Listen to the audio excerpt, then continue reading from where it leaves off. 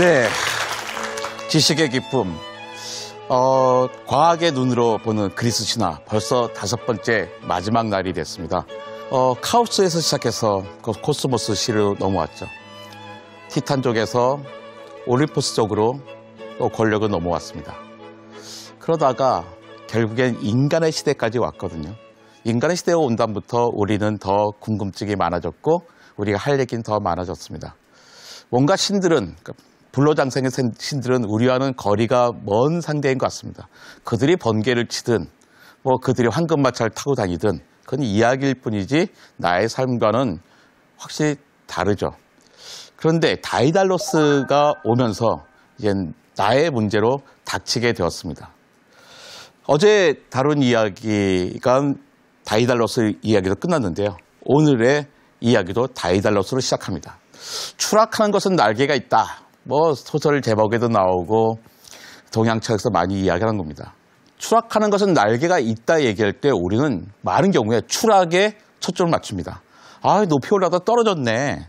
왜 그랬어? 라거든요. 근데 사실은 우리가 관심을 가졌다는 것은 올라간 겁니다. 날개가 있으면 일단 올라갔겠죠. 추락은 날았으니까 추락할 수 있는 거거든요. 추락해서 문제가 아니라 추락해 본 게 부러운 거예요.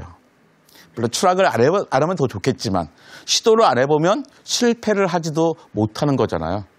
그러니까 이 추락했다는 것은, 날개가 있어 추락했다는 것은 뭔가 시도를 해봤다는 거죠. 그리고 올라가는 데까지 성공했다는 겁니다. 부러운 거죠. 그래서 오늘은 비행의 원리를 같이 찾아보겠습니다. 다이달로스는 도와줘요라는 이야기를 참 많이 듣습니다.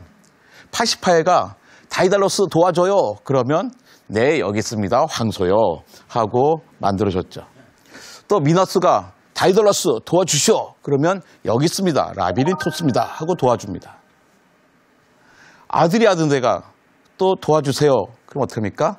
실타래를 주죠.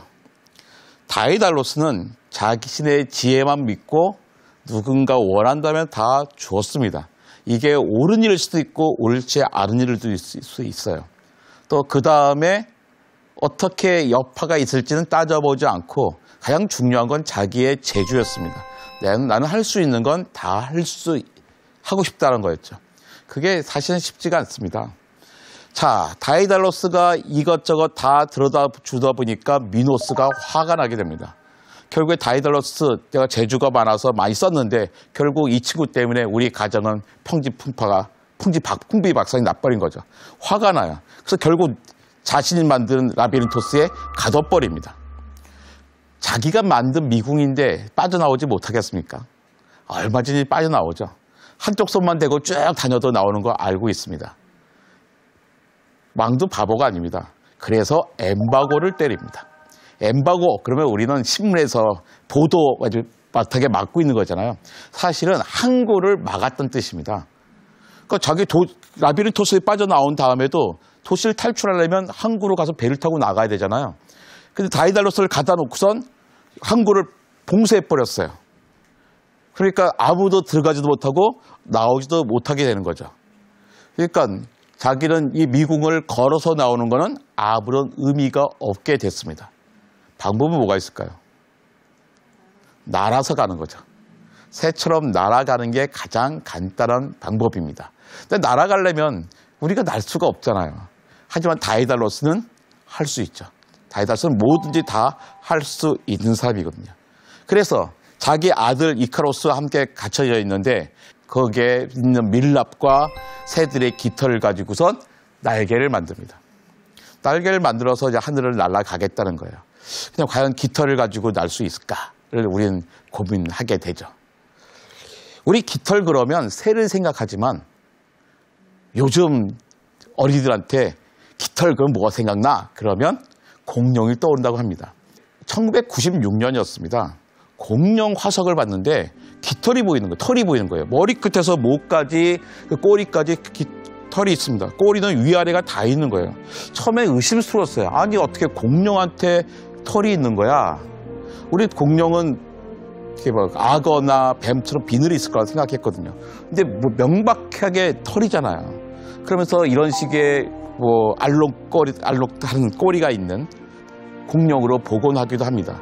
1996년 이후부터요, 엄청나게 많은 깃털이 있는 화석들이 발견됩니다. 사실 처음 발견된 게 아니었어요. 있었습니다. 자기 서랍에 있었는데 사람들은 생각하지 못했던 거예요. 왜? 배운 데에 한계가 있었던 거죠. 선생님한테 배울 때 공룡은 악어 같은 피부를 갖고 있어, 공룡은 뱀 같은 피부를 갖고 있어 배우고 그러니까 그게 다 자기의 머리를 딱 닫아놨습니다. 선생님이 아무리 훌륭해도 과학은 진리를 말하지 않습니다. 과학은 잠정적인 답을 줄 뿐이거든요. 과학을 한다는 것은 뭐냐면 계속 의심하고 질문하는 겁니다. 의심하고 질문하는 마음이 없었으면 계속 넘어가게 되는 거죠. 이런 명확한 증거가 나올 때까지 기다려야 되는 겁니다. 그렇다면 공룡들은 깃털 갖고 뭐 했을까? 날지도 못하면서. 이럴 때 우리는 항상 살아있는 동물 갖고 따져보게 됩니다. 타조 날지 못하잖아요. 그 타조는 깃털 갖고 뭐 할까요? 알을 품습니다. 다른 동물들은요, 알 낳는 동물 생각해보세요. 뱀, 거북이, 악어, 알 품나요? 알 낳고 갓버립니다. 근데 새는 알을 품어요. 아, 그렇다면 혹시 공룡도 알을 품지 않았을까 생각할 수 있죠.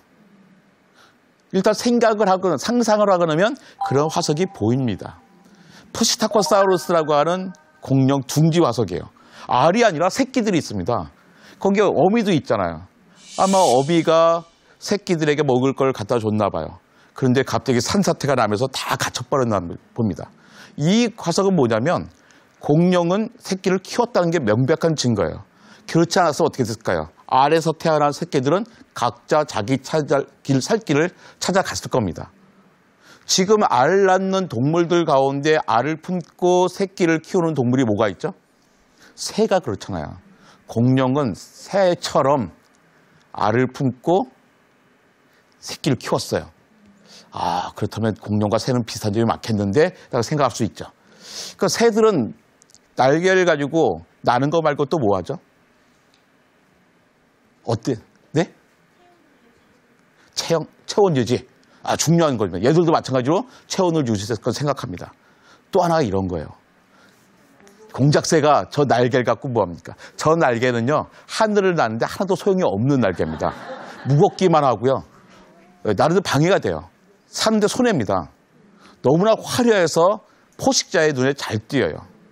하지만 암컷 앞에 딱 저러고 있으면 어떻게 합니까? 암컷이 야, 얘는 이런 불리함을 갖고도 내 앞에 나타난 걸 보니까 되게 다른 점이 뛰어나겠구나. 이렇게 선명하고 멋진 무늬를 많이 갖고 있는 거니까 아주 뛰어난 유전자를 갖고 있는 거야 하고 자기를 과시하죠.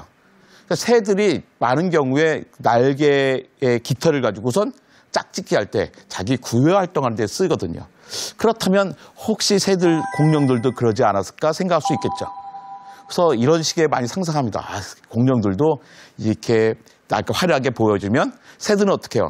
말이 안 통하니까 나도 너 좋아 하면 같이 이제 구애 춤을 추잖아요. 예, 구애 춤을 췄을 거다라고 상상을 하는 거죠. 물론 춤추는 게 화석으로 남아있지는 않습니다. 하지만 우리는 얼마든지 생각할 수 있는 거예요. 자기 틀에 갖출 필요는 없죠. 그 다음부터는 공룡의 깃털에서 다양한 깃털을 발견하게 됐습니다. 공룡 깃털도 보면 처음에는요 되게 단순했어요. 삐죽했고요. 그다음 솜털 좀 갈라섰고 그다가 지금 새 깃털 같은 게 생겼는데 노란색, 초록색 깃털과 파란색 깃털은 어떤 차이가 있죠? 네? 대칭성이에요. 완전히 대칭이잖아요. 노란색과 초록색은. 근데 파란색은 대칭이 아니죠. 저 뜻은 뭐냐면 저 대칭이 아닌 비대칭 깃털을 가졌을 때부터 비행을 하는 거였습니다. 대칭의 깃털은 비행에 쓰는 깃털이 아니에요. 그러니까 대부분의 공룡들은 깃털을 갖고 뭘 했냐? 알을 품고 새끼를 양육하는 데 쓰고 짝짓기 하는 데 자랑으로 썼겠죠. 그 체온을 유지하는 데 썼을 겁니다. 하늘을 나는 깃털은 아주 최후의 순간에나 등장하는 거죠. 지금 살고 있는 비둘기의 한 종류인데요. 파란색 비둘기를 찾아봤습니다. 지금의 비둘기의 깃털과 저 공룡의 깃털이 같은 모양이죠. 비대칭이었습니다.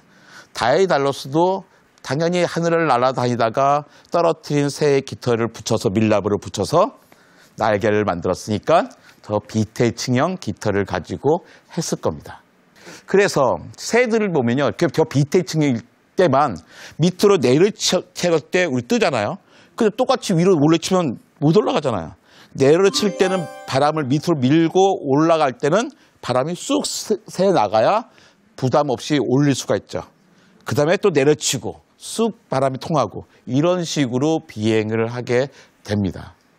근데 그래서 날개짓을 해야 되는 거예요. 퍼덕퍼덕 해야 되는 겁니다. 힘이 많이 필요하겠죠. 그럼 다이달로스는 자기 아들 이카로스에게 끊임없이 가서 비행 기술을 가르칩니다. 그런데 낮게 뜨는 게요 훨씬 유리합니다. 제 비행기 높이 달리잖아요. 왜 비행기가 높이 다닐까요? 낮게 다니면 시끄럽잖아요. 사고 날까봐 높이 다니는 겁니다.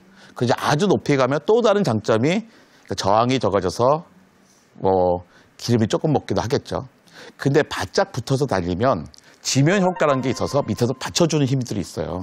그래서 좀 편하게 갑니다. 위로 올라갈수록 밑에서 받쳐주는 힘이 적죠. 분명히 아빠가 이야기합니다. 높이 날아가지 마. 낮게 달려. 신화에 보면 낮게 달려 할 때 그 지면 효과 얘기는 해주지 않아요. 근데 높이 올라가면 너 밀랍이 높지 않니? 햇빛에. 그러니까 높이 올라가지 말고 적당한 높이로 날아갈 거라. 어차피 아래에서 화살로 쏘는 높이가 정해져 있지 않습니까? 그냥 몇백 미터만 날아가도 100m만 올라가도 자기는 무사히 탈출할 수 있을 거예요. 그런데 한번 올라가면 어떻게 해요? 새로운 욕망이 생기죠.